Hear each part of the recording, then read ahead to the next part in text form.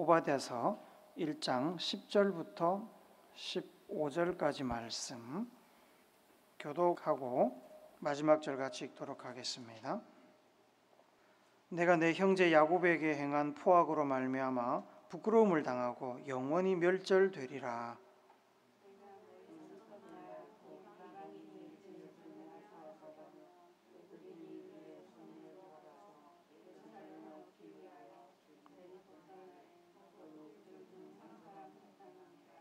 내가 형제의 날 곧 그 재앙의 날에 방관할 것이 아니며 유다 자손이 패망하는 날에 기뻐할 것이 아니며 그 고난의 날에 내가 입을 크게 벌릴 것이 아니며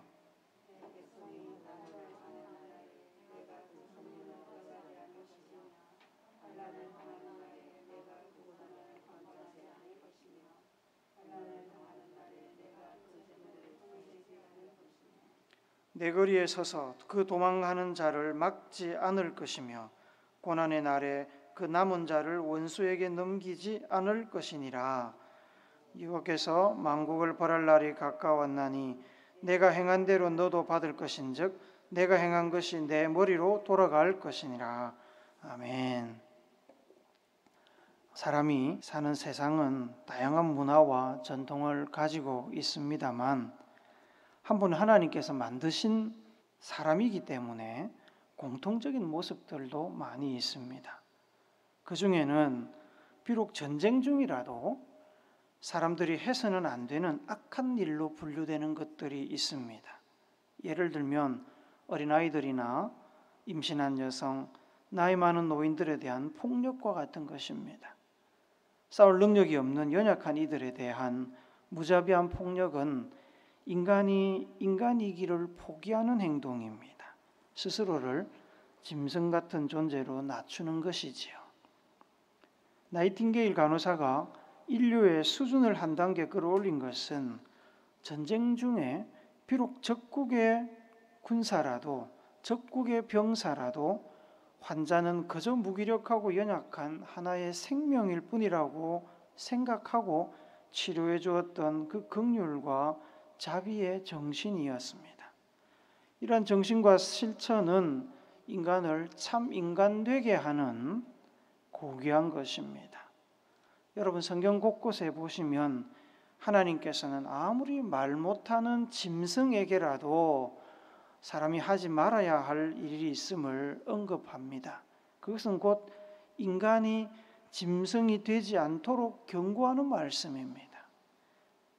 예를 들어서 하나님께서는 출애굽기 23장 19절 말씀해 보시면 너는 염소 새끼를 그 어미의 젖으로 삶지 말지니라 하고 말씀하시고 또 레위기 22장 28절에 보시면 암소나 암양을 막론하고 어미와 새끼를 같은 날에 잡지 말라고 말씀하십니다.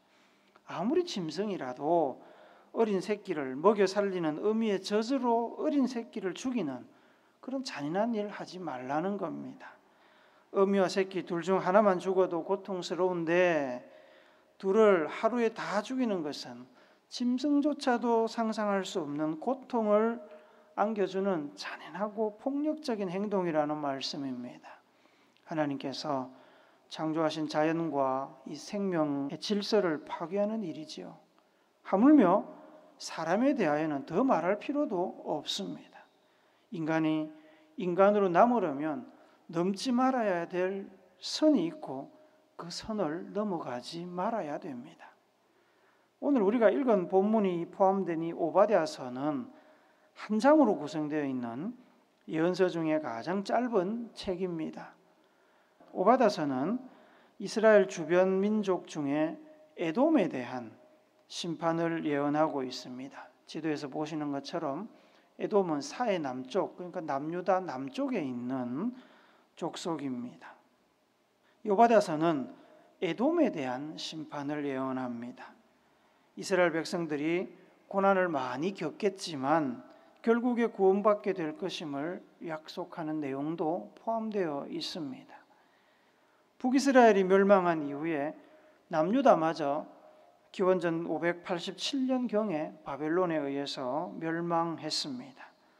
이 즈음이 오바댜서가 기록된 것으로 생각됩니다. 북이스라엘과 남유다는 오랜 세월 하나님의 선지자들을 통해서 경고와 회개의 촉구가 있었습니다만 그들은 돌이키지 않았습니다. 그래서 망했습니다. 그런데 이 시기에 에돔이라는 그 족속, 에돔은 이스라엘의 형제 국가입니다. 에돔의 태도가 나라의 멸망으로 절망에 빠져있던 이스라엘 백성들의 마음에 말뚝을 박았습니다. 하나님께서 크게 분노하셨습니다. 그래서 하나님께서 에돔에 대하여 심판을 예고하신 겁니다. 오바댜서 1장 2절 말씀 우리 같이 한 번 더 봅시다. 시작. 보라, 내가 너를 다른 나라들 가운데에 매우 작게 하였으므로 내가 크게 멸시를 받느니라. 이 말씀에서 너는 에돔을 말합니다. 에돔을 작게 만드시겠다고 말씀합니다. 주전 500년경, 그러니까 남유다가 멸망하고 한 90년쯤 지난 뒤에 에돔은 나바트 사람들에게 밀려서 많은 백성들과 영토를 잃고 이두메란 지역으로 쪼그라들었습니다. 오바댜 1장 4절 말씀도 같이 봅시다. 시작. 내가 독수리처럼 높이 오르며 별 사이에 깃들일지라도 내가 거기에서 너를 끌어내리리라. 여호와의 말씀이니라. 에돔이 잘해서 잘 풀린 것이 아니라 이스라엘 백성들이 하나님께 범죄해서 망하게 되니까 어부지리로 에돔은 많은 이득을 챙겼습니다. 그런데도 마치 자기가 잘한 것처럼 에돔이 교만해졌습니다. 하나님께서 그 교만해진 에돔을 끌어내리리라고 경고하십니다. 오바댜서 1장 6절 8절도 같이 봅니다. 시작. 에서가 어찌 그리 수탈되었으며 그 감춘 보물이 어찌 그리 빼앗겼는고. 여호와의 말씀이니라. 그날에 내가 에돔에게 지혜 있는 자를 멸하며 에서의 산에서 지각 있는 자를 멸하지 아니하겠느냐.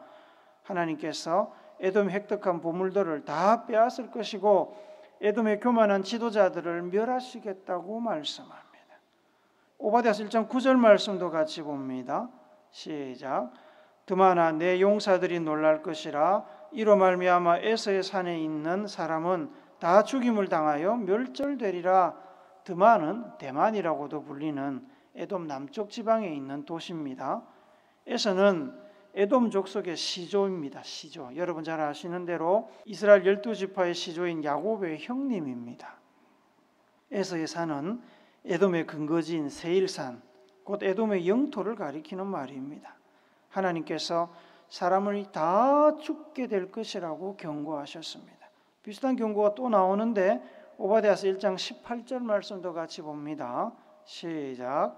야곱 족속은 불이 될 것이며 요셉 족속은 불꽃이 될 것이요 에서 족속은 지푸라기가 될 것이라. 그들이 그들 위에 붙어서 그들을 불사를 것인즉 에서 족속에 남은 자가 없으리니 여호와께서 말씀하셨음이라. 시들었던 야곱의 후손 곧 이스라엘 백성들의 불꽃은 다시 살아날 것이다. 이스라엘은 다시 회복될 것이다 라고 말씀하시면서 이스라엘이 다시 살아나면서 에서의 족속 에돔을 뭐로 쓰신다고요? 지푸라기로 쓰신다. 땔감으로 쓰시겠다고 말씀하십니다. 이스라엘의 불꽃이 에돔을 모두 태워버리고 남은 것이 없게 하겠다고 지금 경고하시는 겁니다. 도대체 에돔이 뭘 잘못했길래 하나님께서 이토록 에돔을 잔인하게 심판하시겠다고 경고하실까요? 아모스서에서도 에돔에 대한 경고가 나옵니다. 오바댜서에서도 에돔에 대한 경고가 나옵니다. 이방민족 치고는 특별하게 두 번이나 이렇게 하나님께서 경고의 말씀을 하고 계십니다. 불의와 불법, 불순종과 우상숭배로 하나님의 마음에 피멍을 들게 했던 이스라엘 백성들도 회복시켜 주셨는데 에돔은 얼마나 큰 죄를 지었길래 이 땅에 남아있는 사람이 없게 하시겠다고 하나님이 이렇게 경고를 하실까요? 지난주에 우리는 아모스서를 살펴보면서 이방 민족들에 대한 하나님의 심판 경고를 읽었습니다. 흥미로운 사실은 심판받는 여러 민족 중에 블레셋과 두로의 범죄 내용입니다. 아모스서 1장 6절 9절 같이 한번 더 봅시다. 시작. 여호와께서 이와 같이 말씀하시되 가사의 서너 가지 죄로 말미암아 내가 그 벌을 돌이키지 아니하리니 이는 그들이 모든 사로잡은 자를 끌어 에돔에 넘겼음이라. 여호와께서 이와 같이 말씀하시되 두로의 서너 가지 죄로 말미암아 내가 그 벌을 돌이키지 아니하리니 이는 그들이 그의 형제의 계약을 기억하지 아니하고 모든 사로잡은 자를 에돔에 넘겼음이라. 가사는 블레셋 땅에 있는 도시 이름입니다.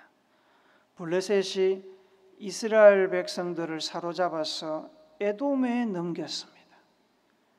두로도 이스라엘 백성들을 사로잡아서 에돔에 넘겼습니다.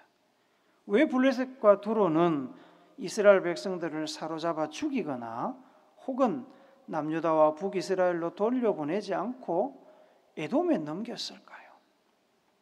이유 없이 그냥 넘기지는 않았을 것입니다. 에돔이 원하지 않았다면 일어날 수 없는 일이었겠지요. 아모스서가 이야기하는 에돔의 죄를 한번 봅시다.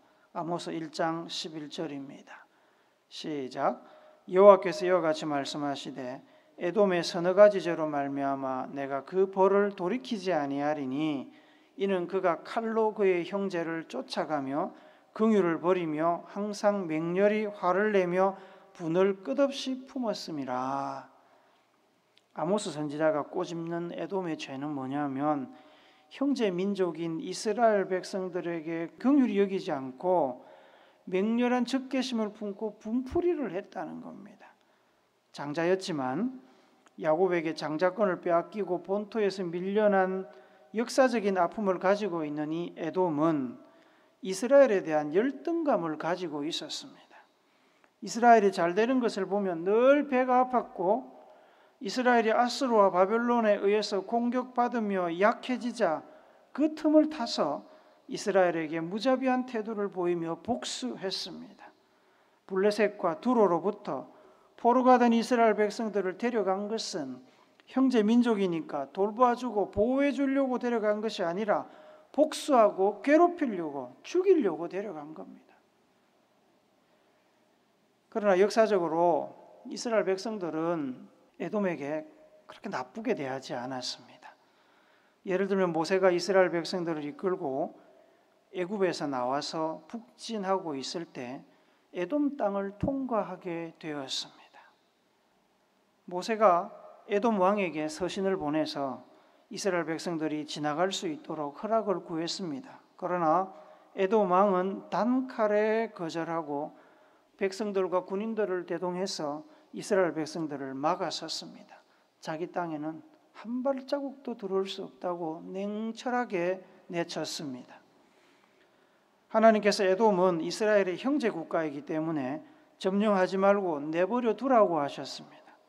결국에 에돔 땅을 정복하려면 얼마든지 할 수 있었지만 하나님의 명령을 따라서 그 많은 200만 명에 가까운 인원을 거느리고 에돔 땅을 둘러서 북진해야 했습니다.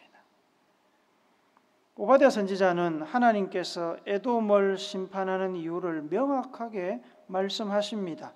오늘 우리가 읽은 1장 10절 말씀에 보시면 내 형제 야곱에게 행한 포악으로 말미암아 형제에게 행한 포악으로 말미암아 내가 너를 심판한다. 하나님께서 이스라엘이 에돔을 형제로 예우하여 좋게 대했는데 에돔이 이스라엘을 무자비하게 대한 사실에 분노하셨습니다. 선을 악으로 갚는 배은망덕한 일을 한 것입니다. 오바댜서 1장 11절, 오늘 읽은 본문 11절을 세번역 성경으로 한번 더 봅시다. 시작.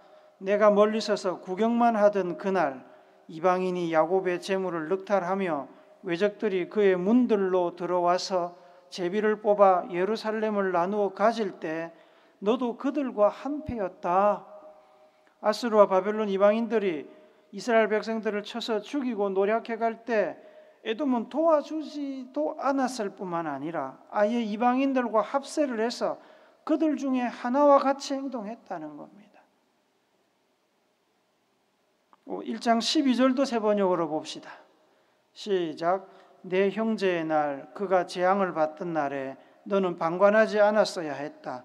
유다 자손이 몰락하던 그날 너는 그들을 보면서 기뻐하지 않았어야 했다. 그가 고난받던 그날 너는 입을 크게 벌리고 웃지 않았어야 했다. 형제가 고통을 당하는데 강 건너 불구경하듯이 방관하며 기뻐하고 입을 크게 벌려 비웃었다고 하나님이 책망하시는 겁니다. 13절도 세 번역으로 봅니다. 시작. 나의 백성이 패망하던 그날 너는 내 백성의 성문 안으로 들어가지 않았어야 했다. 나의 백성이 패망하던 그날 너만은 그 재앙을 보며 방관하지 않았어야 했다. 나의 백성이 패망하던 그날 너는 그 재산에 손을 대지 않았어야 했다. 이방인들이 이스라엘을 멸망시키고 탈취하던 그날 에돔은 이방인들과 함께 이스라엘 땅으로 들어가서 그들의 재앙을 외면한 채 오히려 형제들의 재산을 탈취해서 가져갔다고 이야기합니다. 14절도 세 번역으로 한번 봅시다. 시작. 도망가는 이들을 죽이려고 갈라지는 길목을 지키고 있지 않았어야 했다. 그가 고난받던 그날 너는 살아남은 사람들을 원수의 손에 넘겨주지 않았어야 했다. 이스라엘 백성들이 이방인 군대의 칼날에 피해서 도망가는데 에돔은 도와주는 것이 아니라 오히려 길목을 막고 형제들을 잡아서 이방인 군대에 넘겼습니다. 형제가 아니라 원수였습니다. 인륜을 저버리고 형제에게 잔인했던 에돔의 태도에 대하여 하나님께서는 이렇게 결론을 내리십니다. 15절 말씀 우리 한 번 더 읽습니다. 시작. 여호와께서 만국을 벌할 날이 가까웠나니 내가 행한 대로 너도 받을 것인즉 내가 행한 것이 내 머리로 돌아갈 것이라. 에돔이 이스라엘에게 행한 것을 그대로 돌려주겠다고 하십니다. 구약에 나오는 눈에는 눈으로 이는 이로 생명은 생명으로 갚겠다고 하셨던 그 율법을 따라서 하나님께서 에돔을 엄중하게 심판하시겠다고 예고하고 계십니다. 인간의 역사는 하나님의 은혜의 역사인 동시에 죄의 역사이지요.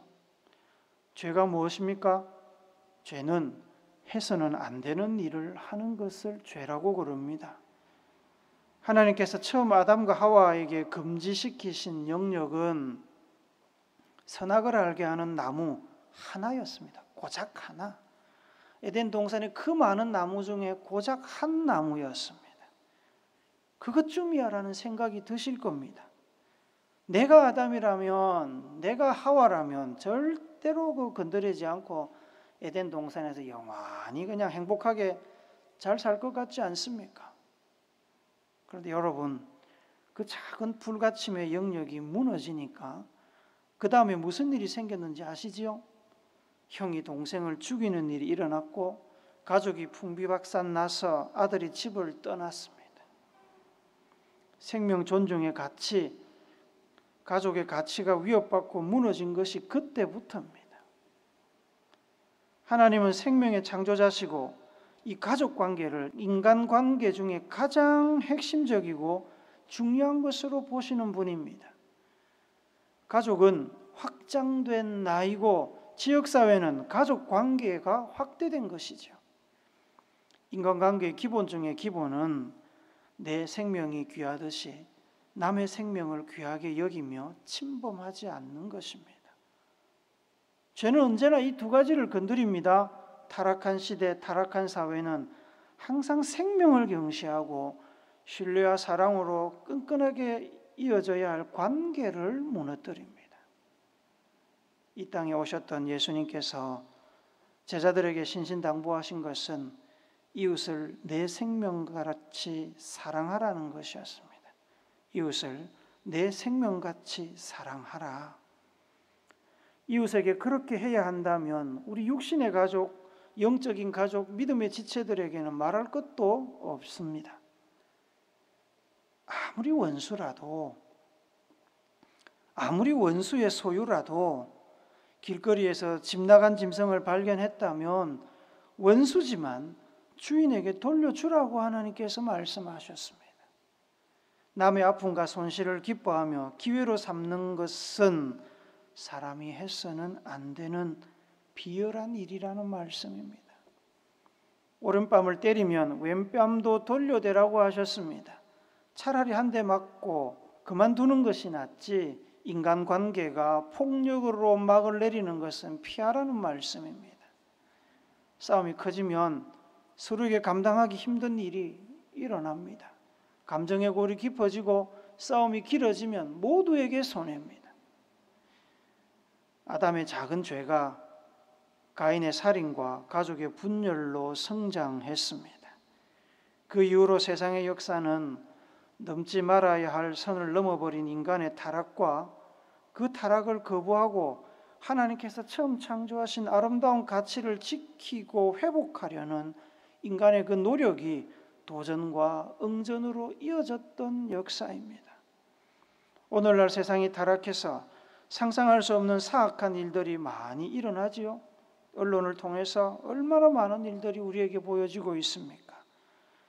그것이 마치 하향 일반화되고 있는 것 같은 악순환의 고리가 계속 돌아가고 있습니다. 하지만 그에 대한 반동으로 인간성을 회복하고 신앙을 회복하기 위한 선한 움직임들도 많이 일어나고 있습니다. 그나마 이것이 짐승보다 나은 인간의 가치를 지켜주는 것이라고 생각이 됩니다. 하나님께서는 타락했지만 인간을 긍휼히 여기십니다. 그리고 우리도 서로를 긍휼히 여기기를 원하십니다. 돈을 빌려간 뒤에 갚지 않는 사람의 마지막 재산인 옷을 담보로 빼앗아 왔더라도 저녁이 되기 전에 돌려주라고 하셨습니다. 왜요? 밤이 되어서 기온이 떨어지면 얼어 죽을까 걱정이 되기 때문입니다. 원수가 배가 고프면 좋은 기회라고 굶겨 죽이지 말고 원수라도 먹이라고 하셨습니다. 넘어진 사람은 누구든지 상관없이 발로 밟을 것이 아니라 이렇게 세워주고, 강도를 당한 사람이면 누구든지 외면하지 말고 병원에 데려다 주거나 치료해 주고, 불경기에 어려움을 겪고 있는 사람이 있으면 추위에 얼어 죽지 않게, 굶어 죽지 않게 최소한의 도움이라도 베풀라고 하나님은 우리에게 요청하십니다. 사랑하는 오물교회 성도 여러분, 에돔의 이야기를 보면서 재벌집 막내 아들 드라마가 떠올랐습니다. 얼마나 잔인합니까? 형제들끼리 그냥 서로 죽이려고. 에돔이 하나님의 엄한 심판을 받게 된 것은 남도 아니고 형제인 이스라엘이 당한 고난과 아픔을 오히려 기뻐하고 짓밟고 일어설 기회로 삼아 분풀이를 하면서 원수들의 편에 서서 불난 집에 기름을 부어 부채질을 했기 때문입니다. 그래서 이스라엘 사람들의 마음에 돌이킬 수 없는 깊은 상처를 남겼습니다. 원수에게 당한 것보다 가까운 사람, 형제, 가족에게 버림받고 배신당하는 것이 100배, 1000배 더 아프지 않습니까? 하나님께서 이스라엘 백성들의 그 상처를 아시고 넘지 말아야 될 선을 넘어버린 에돔을 심판하셨습니다. 이 땅에 살면서, 이 나라와 사회 안에 살면서, 교회 공동체 안에 살면서 긍휼과 자비의 하나님, 사랑과 복의 근원이신 하나님을 믿고 살면서 우리가 지켜야 될 선이 있습니다. 혹시 우리는 예수를 잘 믿고 살고 있는데 일상 가운데 나도 모르게 넘지 말아야 될 선을 넘나들면서 인간 이하의 행동을 하고 있지는 않습니까? 생명을 경시하고 가족의 가치를 훼손하고 신뢰와 상생의 인간관계를 이기적인 욕심으로 깨트리고 있지는 않습니까? 아주 작은 일이라도 그 작은 일들이 시발점이 돼서, 마치 아담이 그 선악과 하나 따먹은 것이 시발점이 돼서 인류가 망한 것처럼 그렇게 될 수 있다는 겁니다. 세상 풍조에 밀려서 다른 사람들도 다 그렇게 사는데 뭐 우리만 이런 생각하고 있지 않습니까? 하나님의 창조 섭리를 외면하고 살고 있지 않습니까? 내 마음대로, 내 욕구대로 살면서 하나님의 창조 섭리를 저버리는 인간 이하의 삶을 거부하시고 인간으로서의 존귀함의 선을 지키십시오. 서로 돌아보아 사랑과 선행을 격려하라고 하신 예수님의 말씀을 따라서 이 연말에 혹시라도 공경에 처한 이웃이 없는지 돌아보시기 바랍니다. 넘지 말아야 할 선을 지키고 거룩하고 존귀한 인생의 가치를 지켜나가는 믿음의 백성들 되시기를 예수님의 이름으로 축복합니다. 아멘.